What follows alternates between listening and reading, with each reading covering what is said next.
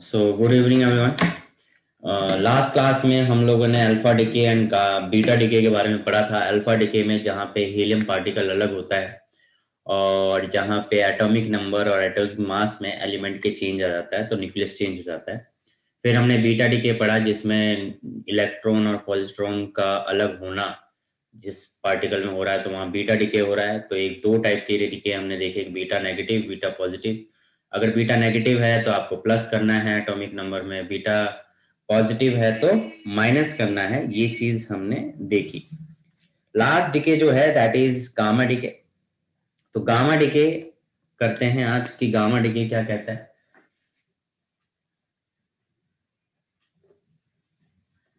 Gamma decay, ठीक है। तो गामा डिके अगर आप देखते हो तो गामा डिके में बेसिकली क्या हो रहा है कि एक एनर्जी रिलीज हो रही है। गामा डिके में क्या हो रहा है? एनर्जी रिलीज हो रही है, और यानी कि एलिमेंट में कोई चेंज नहीं हो रहा है, जस्ट एक एनर्जी रिलीज हो जा रही है। तो उसको हम कह देते हैं gamma decay. Basically gamma decay में क्या हो रहा है कि जो एलिमेंट में से गामा रेडिएशंस रिलीज हो रही हैं, तो गामा रेडिएशन जब रिलीज हो रही हैं तो जो एलिमेंट जिसमें से रिलीज हो रही है वो एक्साइटेड स्टेट पे है, ठीक है। जो एलिमेंट है वो किस में है? एक्साइटेड स्टेट पे है। तो जब उसमें से गामा रेडिएशन रिलीज होती है तो वो ग्राउंड स्टेट पे आ जाता है। तो इस तरीके से एलिमेंट वही रहता है, न्यूक्लियस वही रहता है, जस्ट वो एक्साइटेड स्टेट से ग्राउंड स्टेट पे आ जाता है, ठीक है। तो यहाँ पे जो गामा डीके में क्या हो रहा है कि जो एलिमेंट है वो एक्स जेड ए है जो कि एक्साइटेड स्टेट पे है, ठीक है। और जब इसमें से गामा डीके हो रहा है, ठीक है, तो ये जो एलिमेंट है वो जेड ए ही रहेगा, बस ये ग्राउंड स्टेट पे आ जाएगा और प्लस में गामा रेडिएशन रिलीज हो जाएंगी, ठीक है। तो इस तरीके से होता है। ऐसा होता कैसे है? कई बार क्या होता है कि जैसे बीटा डिके हुआ तो बीटा डिके में एलिमेंट, एक एग्जांपल है कोबाल्ट से निकल में कन्वर्ट होना। तो क्या हो रहा है कि कोबाल्ट से निकल में कन्वर्ट हुआ बाय बीटा डिके। तो बीटा डिके जब कोबाल्ट से निकल में डिके क्या कहते हैं डिके हुआ, तो निकल जो है अभी वो आफ्टर बीटा डिकेशन, निकल जो है वो एक्साइटेड स्टेट पे, अब उसे ग्राउंड स्टेट पे आना है तो वो गामा रेडिएशन करता है। यानी कि पहले बीटा डिके हुआ, फिर गामा रेडिएशन हुआ, तब वो निकल वापस अपनी ग्राउंड स्टेट एनर्जी लेवल पे आया। तो ये एक एग्जांपल है कि गामा रेडिएशन कैसे हो रही, ठीक है। क्लियर है Divyanshu and Rachit? Yes sir. Hmm. तो ये हो गया गामा डिके, यानी गामा डिके के एलिमेंट यानी न्यूक्लियस में कोई चेंज नहीं होता है। तो इसको नोट कर लो। फिर हम शुरू करते हैं हमारा न्यूमेरिकल करना।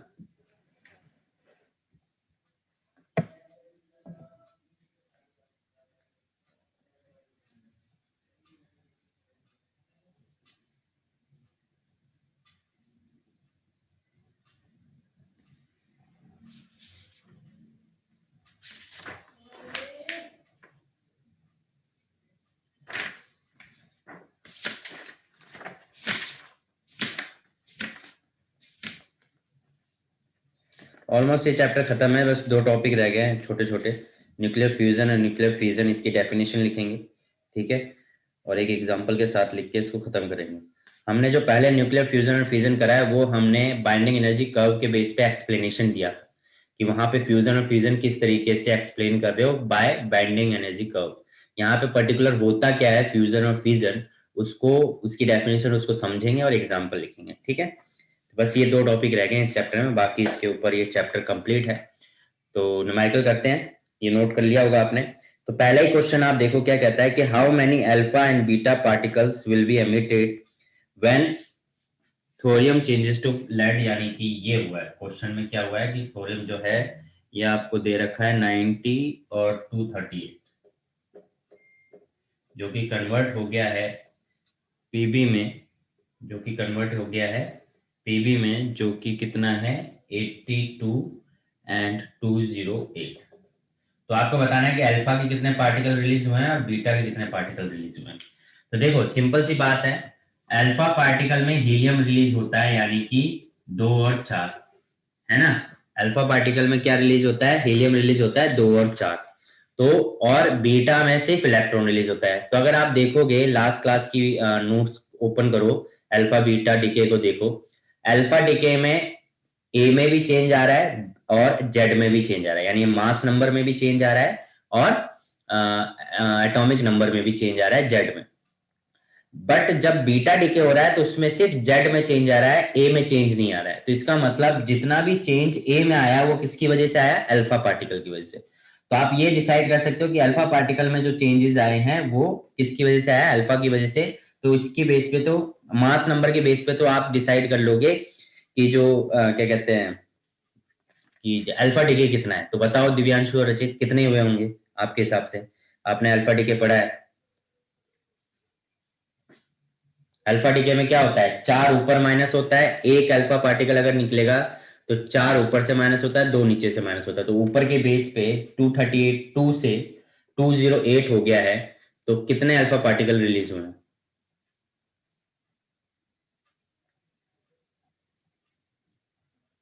रचित? सर 238 से कितने हो गए? 208। 8, हाँ 208, 232 30। से 208। 30। 232 से 208। अच्छा 232। 24। 232 से 208 हुआ तो आप डिफरेंस देखोगे तो आपको कितना मिलेगा? 10, 22, 24। 24। ठीक है। अब 24 जो है वो मास नंबर चेंज हुआ है, बट एक हीलियम में कितना, एक हीलियम पार्टिकल में कितना रिलीज कम होता है? 4। तो 4 के हिसाब से देखोगे तो 4 6 यानी 6 अल्फा पार्टिकल रिलीज हुए हैं। कितने अल्फा पार्टिकल रिलीज हुए हैं? 6 अल्फा पार्टिकल हुए हैं, क्योंकि अल्फा पार्टिकल के बेस पे सिर्फ मास नंबर चेंज होता है। अगर 6 अल्फा पार्टिकल हुए हैं तो नीचे भी 2 माइनस होगा, क्योंकि आपने जब आपने अल्फा डिके करा है, अल्फा डिके में क्या करा है कि एक्स अगर जेड ए है तो उसमें आप वाई जेड में से 2 माइनस करते हो और ए में से 4 माइनस करते हो एक के लिए। तो अगर 6 हुआ है तो 6 ऊपर में से 24 माइनस हो गया, और नीचे कितना होना चाहिए 6 के लिए? 6 दूनी 12, तो नीचे माइनस कितना होना चाहिए? 12। तो अगर 90 में से 12 माइनस करोगे तो कितना बचेगा? 90 में से 12 माइनस करोगे तो कितना बचेगा? सर 88, वो 78। 78। कितना बचा? 78। बट ये है कितना था? 82। यानी इससे कितना ज्यादा है? 4 ज्यादा है। इससे कितना 4। ज्यादा है? 4 ज्यादा है। और आपको पता है अल्फा पार्टिकल आपका हो गया 6। और आपको पता है बीटा नेगेटिव में आप क्या करते हो? प्लस करते हो। मैंने बताया था लास्ट क्लास में ही। बीटा नेगेटिव में आप क्या करते हो? बीटा नेगेटिव होगा, मैंने कहा था कि जो बीटा डिके है मोस्टली बीटा नेगेटिव का ही देखना है आपको। तो बीटा नेगेटिव होगा तो आपका एक्स जेड ए में से, एक्स जेड में से क्या करते हो? +1 कर देते हो और ए एज इट इज रहता है। तो यानी कि आप प्लस कर रहे हो। तो कितने प्लस हो रहे हैं इसमें? 4 प्लस हो रहे हैं, यानी कि बीटा पार्टिकल कितने हो गए? 4। ठीक है, समझ में आया दिव्यांशु और Rachit? Yes sir. Divyanshu?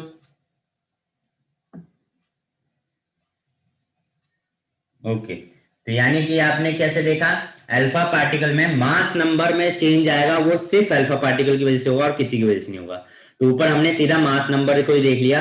Mass number में 232 से 208 हुआ था, तो 24 का डिफरेंस है। एक हीलियम पार्टिकल यानी अल्फा पार्टिकल के लिए 4 होना चाहिए। तो 24 के लिए कितने होने चाहिए? 24 के लिए 4 होने चाहिए। 4 से डिवाइड कर दिया तो 6 अल्फा पार्टिकल हो गए। इसी तरीके से नीचे फिर अगर 6 अल्फा पार्टिकल रिलीज हुए हैं तो मास एटॉमिक नंबर में 6 दूनी 12 इलेक्ट्रॉन कम होने चाहिए। तो 90 में से 12 कम करोगे तो 78। तो 78, बट यहाँ कितना बना है? 82, यानी कि 78 में 4 ऐड हुआ है। तो 4 ऐड हुआ का मतलब क्या हुआ? Beta particle. तो बीटा पार्टिकल 4 कितने हो गए? 4। ठीक है, इस तरीके से हमने इसको करा है। नेक्स्ट क्वेश्चन देखो क्या कहता है। ठीक है, तो बोल रहा है half life of a certain radio active material against alpha decay is 138 days. ठीक है, किसी रेडियो एक्टिव मटेरियल का जो हाफ लाइफ दे रखा है वो कितना दे रखा है आपको? 138 दे रखा है। कितना दे रखा है? हाफ लाइफ दे रखा है 138। ठीक है। After what lapse of time the undecayed fraction of the material will be 6.25%। तो कह रहा है कि 6 कितने लैप ऑफ टाइम पीरियड के बाद 6.25% मटेरियल बचेगा। ठीक है, 6.25 मटेरियल बचेगा। तो देखो सिंपल सी बात है, आपको क्या करना है कि मटेरियल है तो आपको देखना है कि 6.25% कब होगा, क्योंकि हर बार हाफ होता जाएगा। तो जैसे मान लो कि फर्स्ट हाफ हुआ है, यानी कि फर्स्ट हाफ को मतलब 50% कहेंगे, तो पहला हाफ जो होगा यानी फर्स्ट हाफ जो होगा वो टी हाफ 50% होगा इनिशियल का, जो कि 138 डेज है। ठीक है, और 138 डेज है, समझ गए। तो टोटल टाइम लैप्स हमें निकालना है, हमें क्या निकालना है, टोटल टाइम लैप्स निकालना है जब अगर 6.25% बचा है तो। ठीक है, तो लैप्स ऑफ टाइम हमें निकालना है। अब फ्रैक्शन कितना दे रखा है, 6.25, तो अब इसका भी हाफ करोगे तो कितना होगा, 25%। ये हो गया second half, second half life. 25 का भी हाफ करोगे तो कितना होगा, 12.5। 12.5 हो गया third life, third half life. 12.5 का भी हाफ करोगे तो कितना बचेगा, 6.25%। 6.25% यानी कितना हो गया, फोर्थ हाफ, यानी 4 हाफ लाइफ है। तो अगर एक हाफ लाइफ का 138 डेज है, तो 4 हाफ लाइफ के कितने हो जाएंगे, टोटल टाइम लैप्स क्या आ गया, टोटल टाइम लैप्स क्या आ गया, 138 इंटू 4। ठीक है, तो 138 इंटू 4 कितना आ गया, 552 डेज।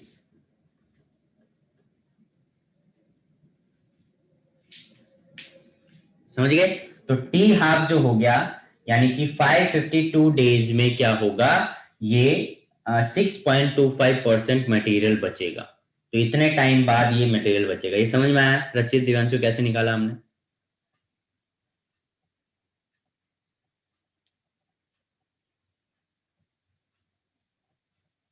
रचित। Yes sir. उसके बाद आ जाओ, नेक्स्ट क्वेश्चन क्या कहता है, देखिए। इंटरेस्टिंग क्वेश्चन होते हैं इसलिए इसको करने में अच्छा लगता है, तो आप लोग भी प्रैक्टिस करोगे तो इंटरेस्टिंग लगेगा। The half life of a radium is 1600 years. Half life दे रखा है आपको क्वेश्चन में, क्या दे रखा है, हाफ लाइफ दे रखा है 1600 ईयर्स। ठीक है, 1600 ईयर्स आपको गिवन है हाफ लाइफ के लिए।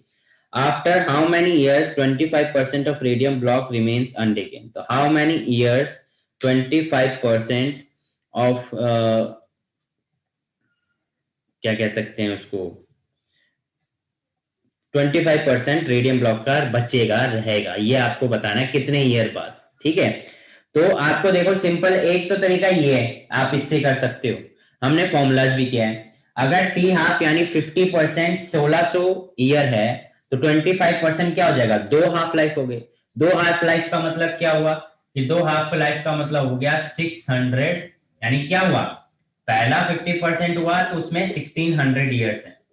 25% हो गया तो आपका ये फर्स्ट हाफ हो गया, ये सेकंड हाफ हो गया। तो इसके बेस पे आपने क्या देखा कि फर्स्ट हाफ सेकंड हाफ, तो हाफ तो कितने हाफ हो गए, 2 हाफ हो गए, 2 हाफ हो गए, तो इसका मतलब 1600 इंटू 2 इज इक्वल टू क्या बच गया, 32 ईयर्स। यानी कि 3200 ईयर में 25% एलिमेंट बचेगा। इतनी बात क्लियर है।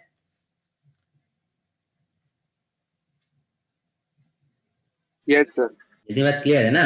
अब एक फॉर्मूला आपने पढ़ा होगा, अगर आपको ध्यान है, कि n इज इक्वल टू, एक फॉर्मूला पढ़ा, n by N naught is equal to 1/2 की पावर n। ठीक है, ये फॉर्मूला होता है हाफ लाइफ का। ठीक है, ये फॉर्मूला है, इसको ध्यान रख लेना। फॉर हाफ लाइफ अगर निकालना है, जहां पे n की वैल्यू जो होती है वो t बाय टी हाफ होती है, ये ध्यान रखो। ये एक फॉर्मूला है, इसको नोट कर लो। या तो आप इस तरीके से सॉल्व कर सकते हो, ठीक है, 50% फिर 25% फिर उसका हाफ, फिर उसका हाफ करके जितने हाफ लाइफ बने उतने से मल्टीप्लाई कर दो, ऐसे कर सकते हो। ये जो प्रोसेस हमने देखा, एक है डायरेक्ट कर सकते हो।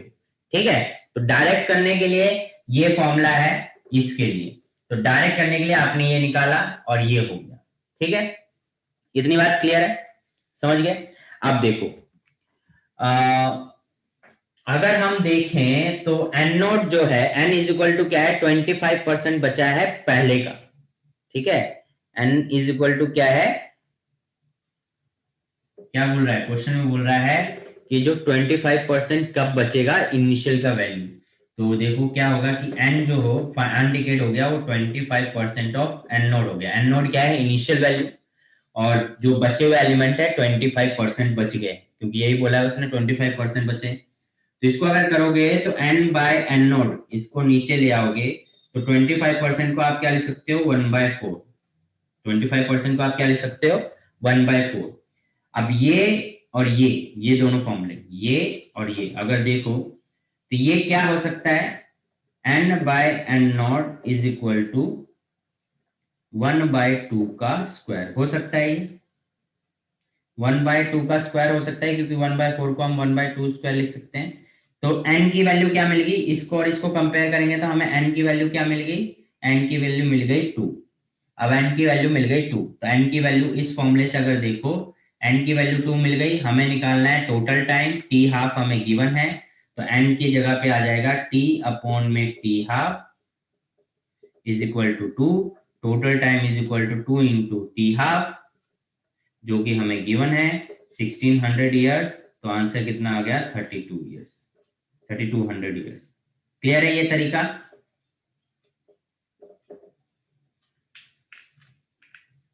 ठीक है, समझ में आया? क्या करना है, आपको जितना परसेंट दे रखा है वो इस फॉर्मूले में पुट करो, n बाय एन नॉट की वैल्यू निकालो, उसको 1/2 की पावर में कन्वर्ट कर दो। तो 1/4 आया था आपका answer, n by N naught की वैल्यू 1/4 आया था, तो इसको 1/2 की पावर में कन्वर्ट किया तो हमारा बन गया 1/2 की पावर 2, जो कि n की वैल्यू होगी, n की वैल्यू 2 आ गई कंपेयर करने पे। और n इज इक्वल टू होता है टोटल टाइम अपॉन में t हाफ, तो टोटल टाइम निकालना था, इक्वेशन में पुट किया, 2 से मल्टीप्लाई, कितना आ गया 3200। क्लियर है रचित एंड दिव्यांशु?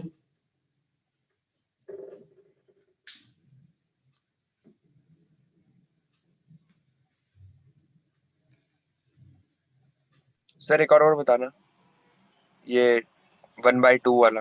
देखो इधर समझाता हूँ, आपको याद रखना है ये फॉर्मूला, ये आप नोट कर लो अभी, ये मैंने लिखवाया नहीं है, इस फॉर्मूले को नोट कर लो, ठीक है, इसको चैप्टर में।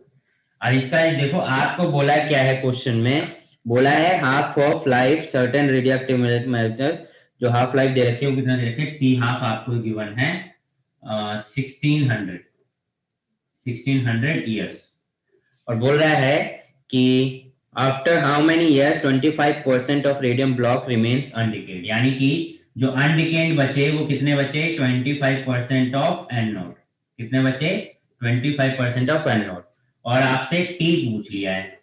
तो देखो इसको अगर आप सॉल्व करोगे तो n by N naught is equal to क्या हो गया 25%, जिसको आप लिख सकते हो n by N naught is equal to 1/4 लिख दिया, और इसको भी आप लिख सकते हो n by N naught is equal to 1/2 की पावर 2 लिख सकते हो, है ना, लिख सकते हैं। अच्छा, यस सर, लिख सकते हैं। तो अब ये जो था, अगर इस फॉर्मूले को इसके साथ कंपेयर करें तो n की जगह पे क्या आ गया 2, तो हम कह सकते हैं n इज इक्वल टू 2 है, but n is equal to का फॉर्मूला क्या है t बाय टी हाफ, तो t by T half is equal to 2 आ गया, तो t इज इक्वल टू क्या आ गया 2 इंटू टी हाफ, जो कि हुआ 2 इंटू 1600 ईयर्स, ठीक है, तो कितना आ गया 3200। तो दो सर तरीके, केमिस्ट्री में भी यूज होता है ना ये फॉर्मूला, टी बाय। हाँ केमिस्ट्री में भी यूज हो जाएगा, ठीक है। अब एक तो हो गया ये आप इस मेथड में जाओ ट्रेडिशनल, ठीक है, पर एग्जाम में फॉर्मूला देखते हैं तो आप इस वे में भी जा सकते हो, ये यहाँ से सॉल्यूशन है, ठीक है, ये जल्दी मतलब गैस एंड वर्क हो गया, ये गैस वाला वर्क हो गया, ये एक पूरा फॉर्मूले के बेस पे सॉल्यूशन हो गया, ठीक है, ये वाला जो मेथड दिखा है। नेक्स्ट क्वेश्चन देखो क्या कहता है, find the half life of radioactive material of its activity drops to 1/16 of its initial value in 30 years, यानी 30 साल में 1/16 हो गया, तो हाफ लाइफ निकालनी है, क्या निकालनी है, हाफ लाइफ, हाफ लाइफ निकालनी है। तो कितनी बार,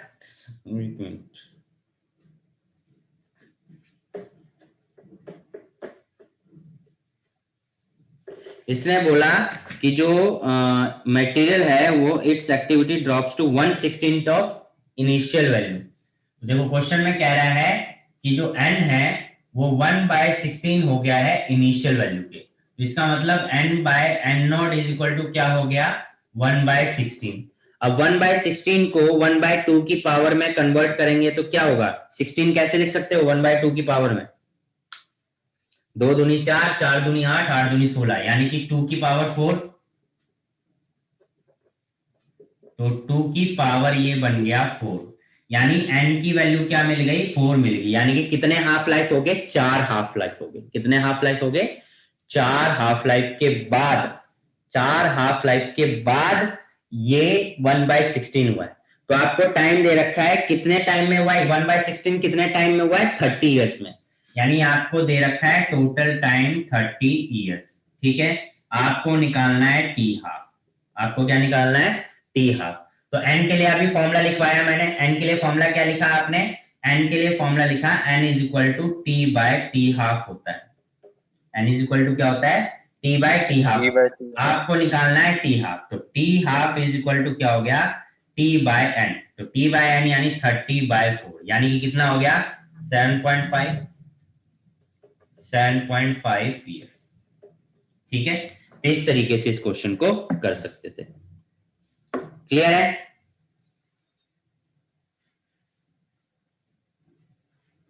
ये क्वेश्चन में गिवन है, गिवन ये है आपको, ठीक है, ये आपको गिवन है, ये जो है ना ये पोर्शन, ये और ये टोटल टाइम 30 इयर्स, ये आपको गिवन है।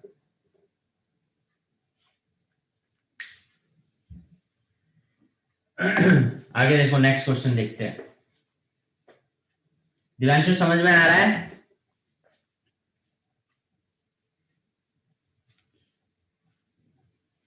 ओके।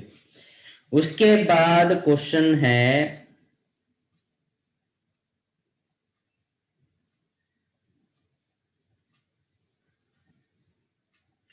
फिर देखो फिर क्वेश्चन आ गया ये, फिर ये आप कर सकते हो इसको, देखो इसमें कैसे बोल रहा है, it is observed that only 6.25% of a given radioactive sample is left undecayed after a period of 16 days, यानी 16 दिन के बाद 6.25% ही एलिमेंट रेडियो एक्टिव एलिमेंट बचता है। तो देखो क्या दिया हुआ है, गिवन वैल्यूज अगर देखें तो क्वेश्चन में आपको गिवन क्या दे रखा है, कह रहा है 6.25% ही बचा, तो इसको आप इस तरीके से लिख सकते हो, जो बचा हुई वैल्यू है वो इनिशियल का 6.25% बचा है, और ये कितने टाइम में बचा है, ये दे रखा है आपको 16 डेज में, कितने टाइम में बचा है 16 डेज में। आपसे क्या पूछा है, what is the decay constant of this sample in day per day, यानी आपसे पूछ लिया कि लैम्डा इज इक्वल टू क्या होगा, ठीक है, आपसे क्या पूछ लिया, लैम्डा इज इक्वल टू क्या होगा, डिके कांस्टेंट क्या होगा।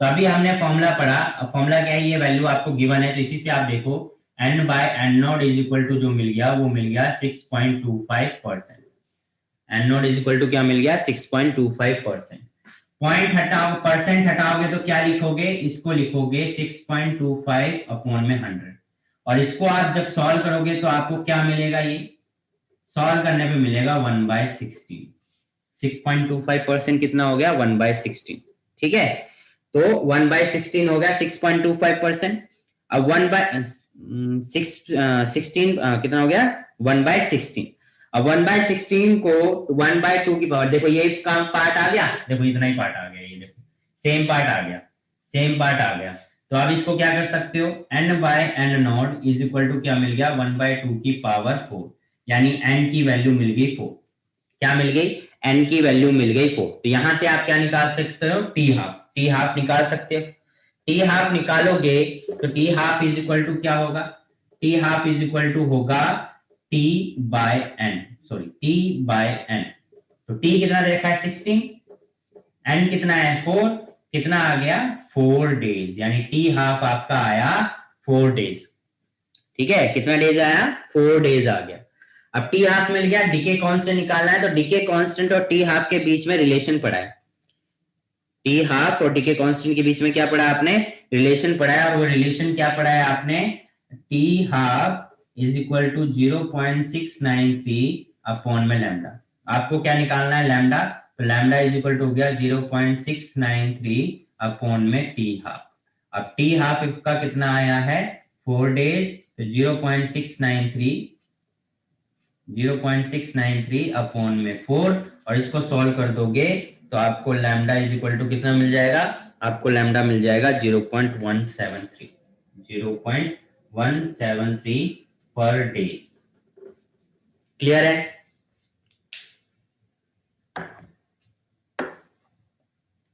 Yes sir.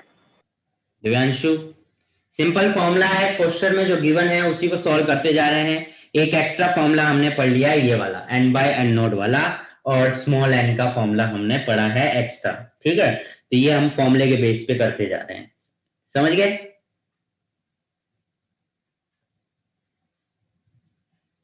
चलो एक ट्राई करते हैं, जल्दी से छोटा सा क्वेश्चन है, आप ट्राई करोगे, उसके बाद तो क्वेश्चंस हैं आप कर सकते हो, और कोई अलग से क्वेश्चन होगा।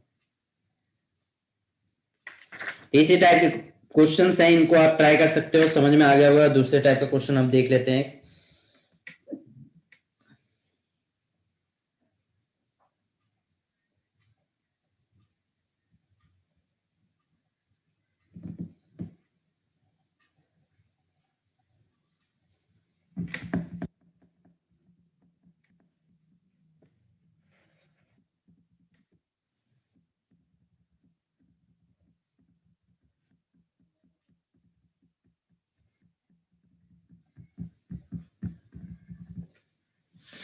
मतलब जो फॉर्मूले हैं, एक दो फॉर्मूले हैं जो आपको मतलब यूज हो सकते हैं अगर एक्स्ट्रा क्वेश्चन जैसे आप हाई थोड़ा सा लेवल इंक्रीज करोगे। तो दो तीन फॉर्मूले हैं जो हमने शायद नहीं नोट किए हैं या सॉल्व नहीं किए उसको, तो वो आप नोट कर लो। ठीक है, उस चीज का आप नोट कर लो। इस चीज को आपने सॉल्व नहीं किया है ना, तो ये बेसिकली वही वाली बात है, लैम्डा और उसको निकालोगे तो मल्टीप्लाई में चला जाएगा। वही बात है। ये आपने एक फॉर्मूला पढ़ा था कौन से वाले में, radio active decay law. Radio active decay law जब पढ़ा था वहां पे एक फॉर्मूला आपने पढ़ा, n is equal to N naught e की पावर माइनस लैम्डा टी। तो वहां पे उसको सॉल्व करते वक्त, उसको डिराइव करते वक्त हमने एक इक्वेशन निकाली थी, log base E n by N naught is equal to lambda minus lambda T. ठीक है, तो ये इसको यूज करना है हमें, तो ये फॉर्मूला आपका एक बन जाएगा वहीं से। इस फॉर्मूले को नोट कर लो, है ना, ये फॉर्मूला नोट कर लो तो आपको कुछ काम आ जाएगा। तो अलग से कुछ फॉर्मूलेज हमने जो लिखने हैं वो क्या लिखे हैं, एक तो आपका ये हो गया जिसमें आप लिख सकते हो टाइम रिक्वायर्ड टू रिड्यूस, यानी टोटल टाइम। ठीक है, time required to reduce substance, ये लिख लो, radio active substance, time required to reduce radioactive substance.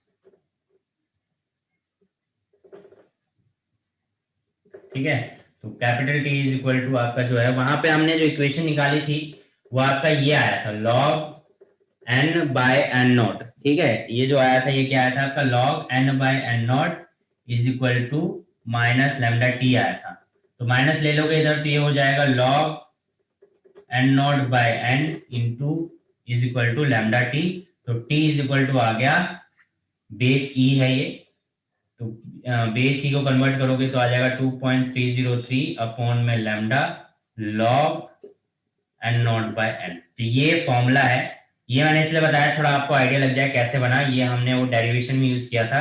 Final formula ये जो यूज करना है, यानी कि ये वाला टी, जो ये वाला टी हम ले रहे हैं टोटल टाइम, कि आपसे बोले कि 6.25% रिड्यूस होने में जो टोटल टाइम लगा टी, तो वो टी निकालने के लिए 6.25%, 12.25%, ठीक है, इसका भी हाफ, तो ये जो है 50%, 25% होने में जो टाइम लग रहा है उसको हम इससे निकाल सकते हैं।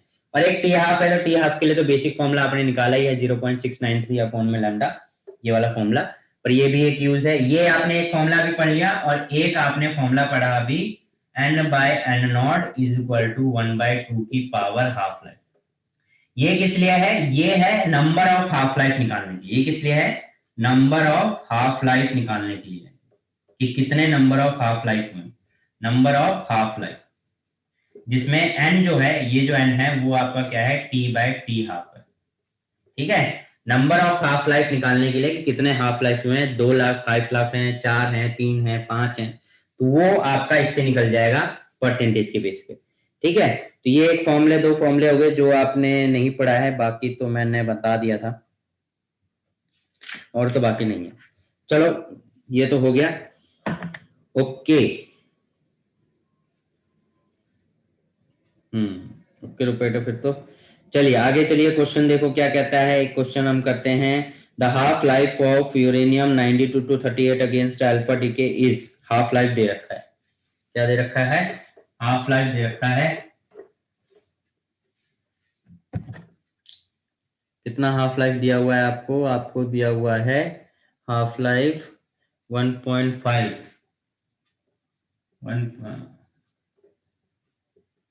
टी हाफ दे रखा है 1.5 into 10 raised to power 70 second, ये टी हाफ दे रखा है। तो what is the activity of sample having atoms, इतने एटम्स हैं, तो कितने एटम्स हैं, एटम्स आपको बता रखे हैं n is equal to 25 into 10 raised to power 20 atoms, ये आपको गिवन वैल्यू हो गई इसके अंदर। ठीक है, आपसे एक्टिविटी पूछ रहा था, एक्टिविटी यानी कि R, और एक्टिविटी का फॉर्मूला अगर आपको याद हो तो हमने निकाला था लैम्डा n, एक्टिविटी का फॉर्मूला हमने क्या निकाला, लैम्डा n, और लैम्डा इज इक्वल टू क्या होता है, अभी फॉर्मूला पढ़ा, टी हाफ और लैम्डा के बीच में रिलेशन होता है, तो R is equal to lambda हो जाएगा 0.693 अपॉन में टी हाफ, और इनटू में n है, n की वैल्यू दे रखी है, टी हाफ की वैल्यू दे रखी है, पुट कर दो, सॉल्व कर दो, आंसर आ गया। ठीक है,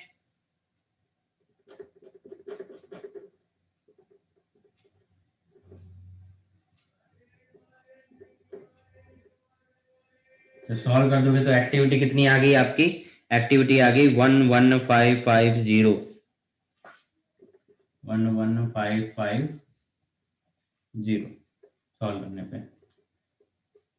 ठीक है, डिसइंटीग्रेशन पर सेकेंड, डिसइंटीग्रेशन पर सेकेंड, ये इस तरीके से आप निकाल सकते हो, समझ गए।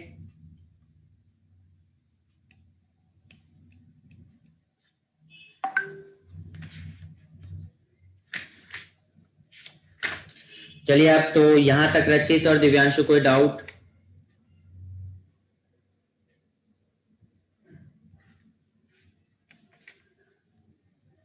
No sir.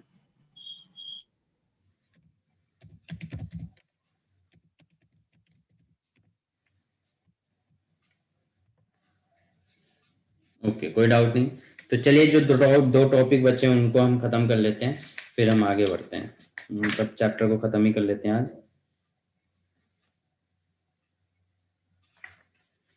Nuclear fusion, topic डालिए nuclear fusion, FISSION, nuclear fusion, nuclear fusion, इसमें लिखिए the phenomena in which a heavy nucleus, the phenomena in which a heavy nucleus, bracket में कर देना capital A greater than 230, capital A greater than 230, bracket close, when excited splits into, when excited splits into two smaller nuclei, two smaller nuclei of nearly comparable masses, of nearly comparable masses, of nearly comparable masses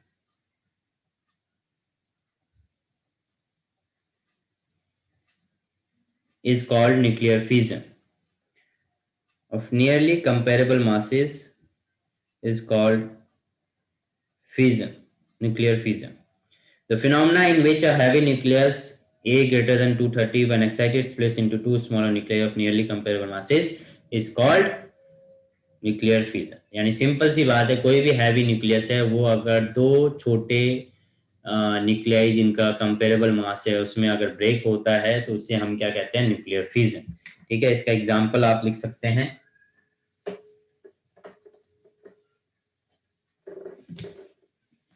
example लिख लीजिए nuclear fusion का। ये 235 है, clearly दिखना चाहिए 235।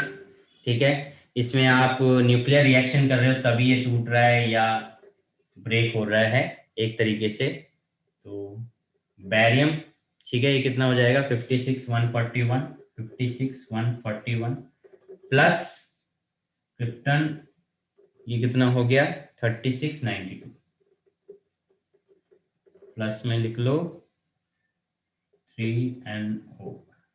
ठीक है, neutron हो गया एक, और प्लस में जो एनर्जी रिलीज हो रही है वो अलग।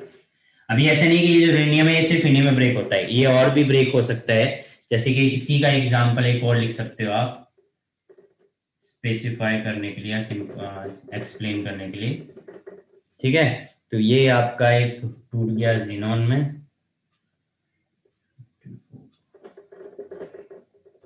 प्लस स्ट्रोंटियम में।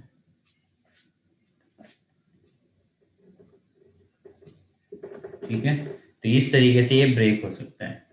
तो ये इसी के एग्जांपल हो गए, इनको लिख लीजिए। ये हो गया न्यूक्लियर फ्यूजन।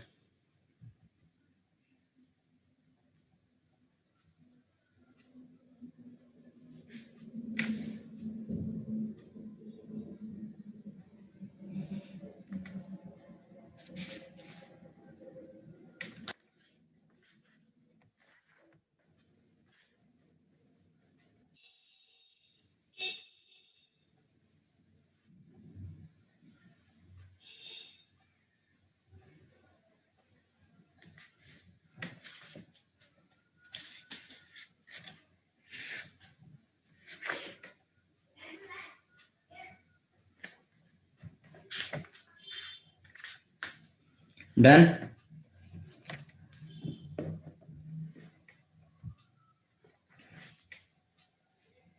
रचित,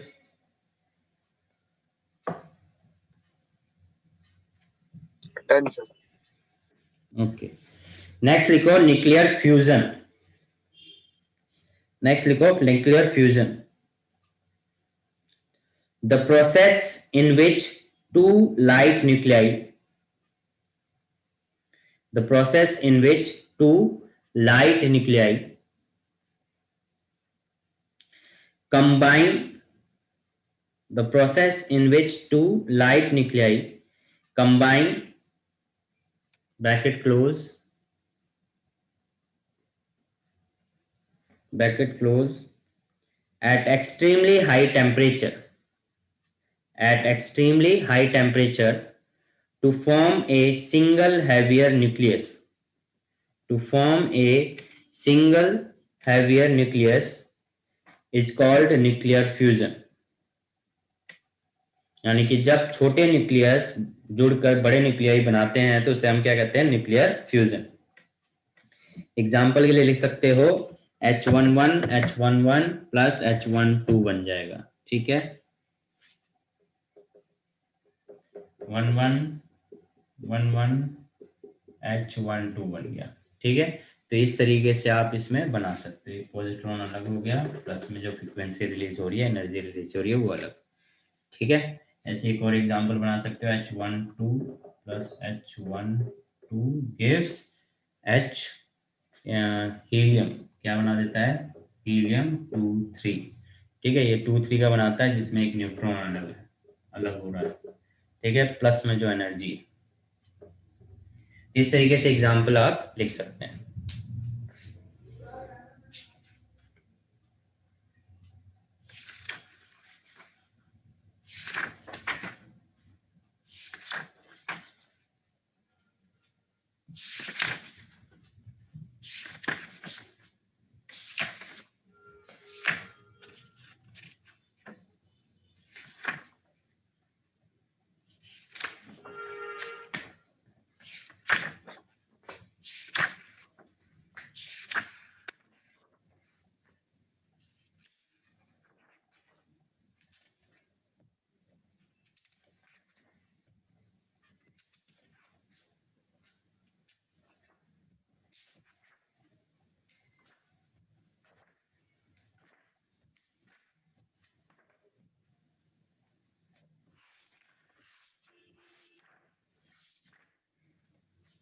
डन।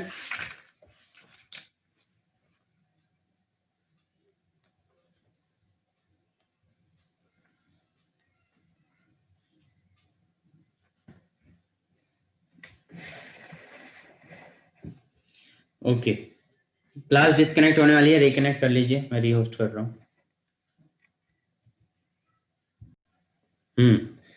तो ये था चैप्टर न्यूक्लियाइड। तो इसके सारे टॉपिक हमने कर लिए हैं। अब इसके बचते हैं एक्सरसाइज के क्वेश्चन, और आपका बचता है सिर्फ एक चैप्टर, दैट इज सेमीकंडक्टर। तो ऑलमोस्ट सिलेबस खत्म है।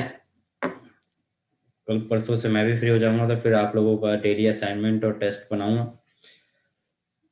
आई होप आप लोग सब बराबर चल रहे होंगे, साथ में क्लास चल रही है। जो पीछे चल रहे होंगे जल्दी कवर कर लो, क्योंकि जो बोर्ड के एग्जाम है, न्यूज जैसी आई है, एक तो ऑफलाइन ही होगा, दूसरा फरवरी मार्च में ही होगा जैसे होते थे। कोई डिले नहीं है, कोई लेट नहीं है, कोई छुट्टी मतलब कोई लेट नहीं होगा, उसी टाइम पे होंगे, फरवरी और मार्च के टाइम पे।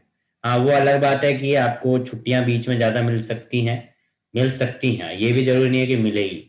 तो एग्ज़ाम उसी टाइम पे होने वाला है। कहीं जो बच्चे सोच के बैठे हों कि एग्ज़ाम लेट होगा, ये है वो है, ऐसा कुछ भी नहीं होने वाला। दिसंबर ऑलमोस्ट हाफ निकल चुका है, जनवरी फरवरी आपके पास टाइम है, फरवरी भी नहीं कहूँगा मैं, ठीक है, आधा फरवरी आपके पास टाइम है। तो प्रिपरेशन स्टार्ट कर दीजिए, ठीक है।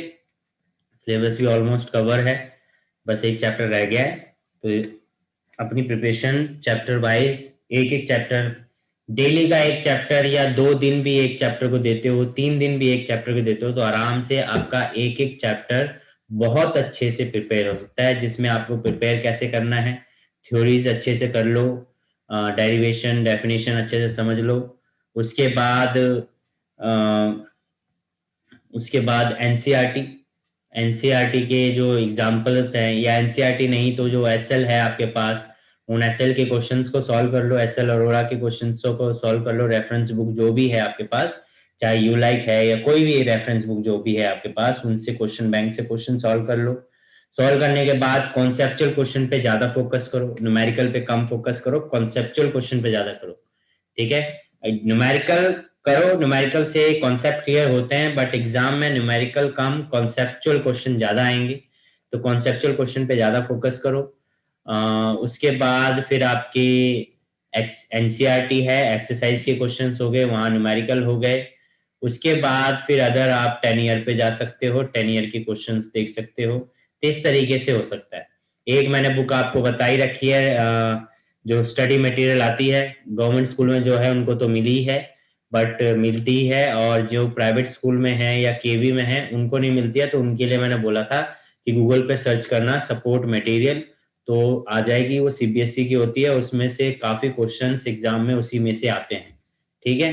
तो उसको प्रैक्टिस कर लो, उसमें कुछ लास्ट ईयर के 2-3 पेपर भी मिल जाएंगे, ठीक है। लास्ट ईयर का तो पता नहीं, बट 2019 तक के तो मिल जाएंगे आपको, ठीक है, question paper with solution. Marking scheme भी उसके अंदर होगी। तो वो एक बुक है, सर बुकलेट। पैटर्न पैटर्न नया वाला होगा या फिर जो लास्ट ईयर तक था वैसा ही होगा? लास्ट ईयर जो पैटर्न था, जिसमें 1 मार्किंग 1 1 मार्किंग की जो पैटर्न था, वो लास्ट ईयर यही हुआ है ना, अभी गया है। हाँ, तो उसमें क्या है कि बेसिकली अभी जो एग्जाम हुए हैं उसका मैं कह नहीं सकता, क्योंकि अगर नई पीडीएफ आ गई होगी, अगर अपलोड कर दी होगी सीबीएसई वालों ने, तब तो नया पैटर्न मिल जाएगा। और अगर पुरानी वाली है, नया पैटर्न नहीं आया, अगर 2020 का नहीं आ रखा पैटर्न, तब तो फिर पुरानी वाली होगा, पुराने वाला पैटर्न ही होगा, नया वाला नहीं होगा, ठीक है। तो पुराने वाला पैटर्न नए वाले पैटर्न में डिफरेंस यही है कि एक एक मार्क्स के ऑप्शन वाइज मिल जाते हैं, पर रहते तो क्वेश्चन वही हैं, अलग है नहीं। 20 क्वेश्चन आपके 1 1 मार्क्स के होंगे, इस बार ऑब्जेक्टिव टाइप आ जाएगा, बस ये फर्क है। पहले 1 1 सर मार्क्स चेंज तो हो गया पैटर्न इस ईयर। है। दूसरे पेपर आए हमारे पास।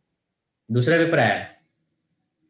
वैल्यू बेस्ड टाइप के आए थे, जैसे पहले वैल्यू 20 मार्क्स में बेस्ड 1 1 मार्क्स के थे। वैल्यू बेस्ड क्वेश्चन तो खत्म हो गया। वैल्यू बेस्ड इस बार फिर डाल दिया वैल्यू बेस्ड। सर जैसे असर्शन रीजनिंग वाले नहीं होते वैसे टाइप में थे इस बार, हमारा भी जो प्री बोर्ड हुआ। अच्छा। तो उसमें फर्स्ट 20 क्वेश्चंस में असर्शन रीजनिंग के थे, हम्म। और फिर 10 एमसीक्यू टाइप में थे।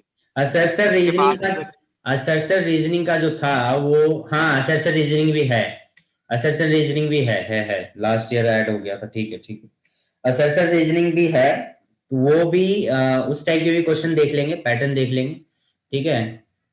मैं फिर बुक लेके आता हूँ असर्शन रीजनिंग के लिए, फिर उसमें से कुछ क्वेश्चंस करवाता हूँ आप लोगों को असर्शन रीजनिंग के, ठीक है, तो वो भी हो जाएगा।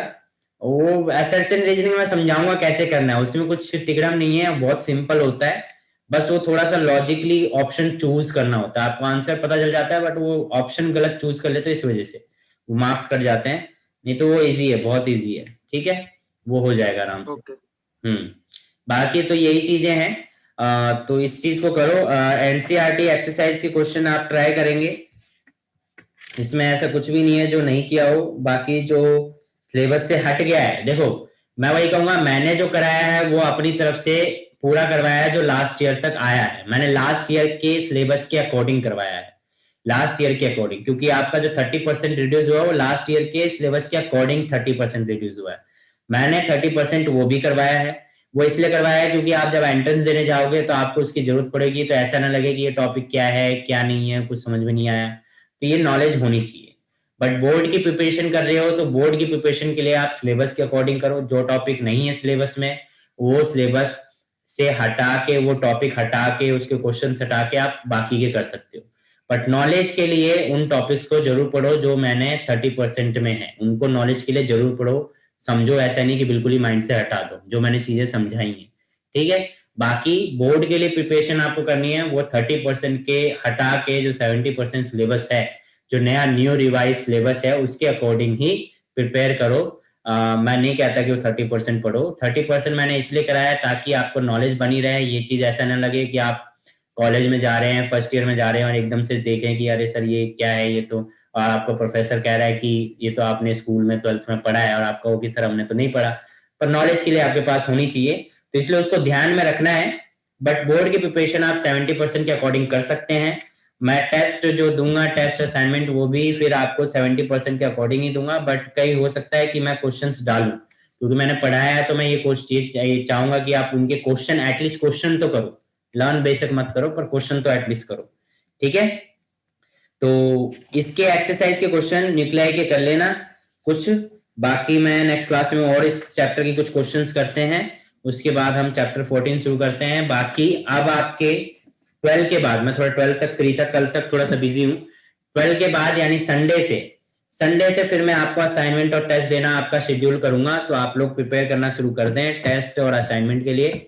जो बच्चे असाइनमेंट नहीं लिख रहे हैं प्लीज असाइनमेंट लिखें, जो मैं भेजता हूं सॉल्व करके अपलोड करें, नहीं तो फिर मेरे को आपको आपके पेरेंट्स से बात करनी पड़ेगी, आप लोग टाइमली कोई भी वर्क कर नहीं रहे, होमवर्क कर नहीं रहे, जस्ट वीडियो देख ले रहे हैं, वीडियो देखने से कुछ भी नहीं होता जब तक आप प्रैक्टिस नहीं करोगे, खाली पढ़ने से कुछ भी नहीं आएगा, नंबर एवरेज मार्क्स आएंगे, और साइंस में एवरेज मार्क्स लाने का कोई मतलब नहीं बनता, कोई कॉलेज नहीं मिलेगा आपको ड्यू में, इसलिए अच्छे से प्रिपेयर करें, ठीक है।